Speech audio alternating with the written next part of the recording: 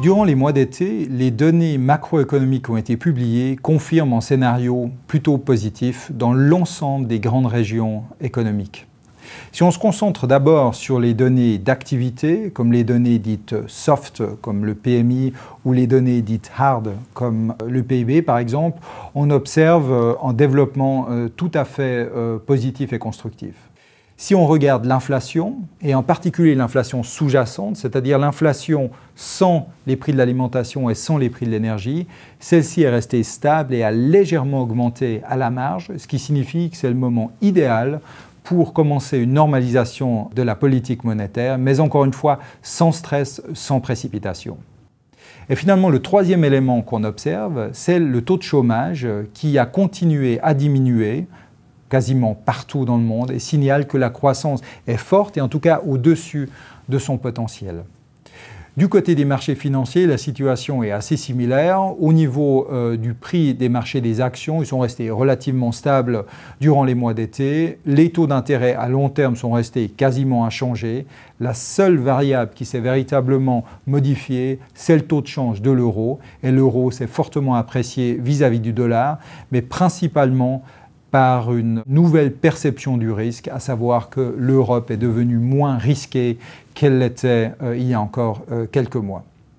Cela dit, nous pensons que cette situation favorable est fragile et potentiellement il existe 5 risques qui pourraient chacun complètement transformer cette situation. Le premier risque est évidemment lié aux indicateurs d'activité. Si on observe demain en ralentissement de l'activité économique, les anticipations vont se modifier et on pourra observer une correction sur les marchés financiers. Le deuxième risque est le risque d'inflation. Encore une fois, on ne voit nulle part de l'inflation, les prix restent stables. Mais si ça devait avoir lieu, alors les banques centrales seraient obligées de relever les taux d'intérêt plus rapidement que prévu et donc aura un impact négatif sur le marché obligataire et également sur les marchés actions. Le troisième risque est le risque de la courbe des taux. Si celle-ci devait augmenter pour une raison autre que l'inflation, ça pourrait être par exemple un risque politique, un risque géopolitique, une dévaluation massive d'une devise ou alors une perte de crédibilité d'une banque centrale, on aurait essentiellement un effet similaire à celui présenté précédemment avec le risque d'inflation. Le quatrième risque est le risque chinois.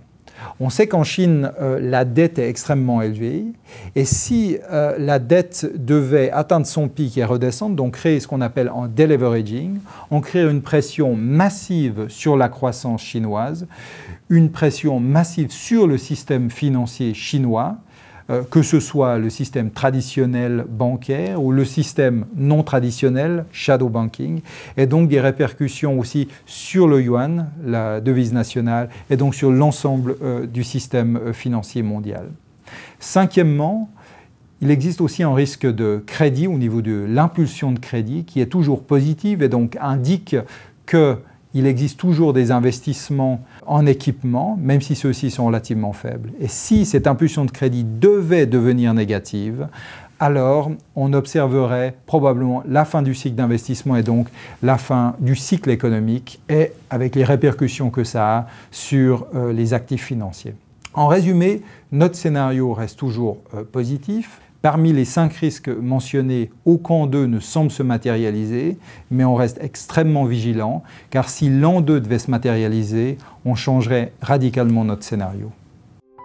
Au revoir et à bientôt.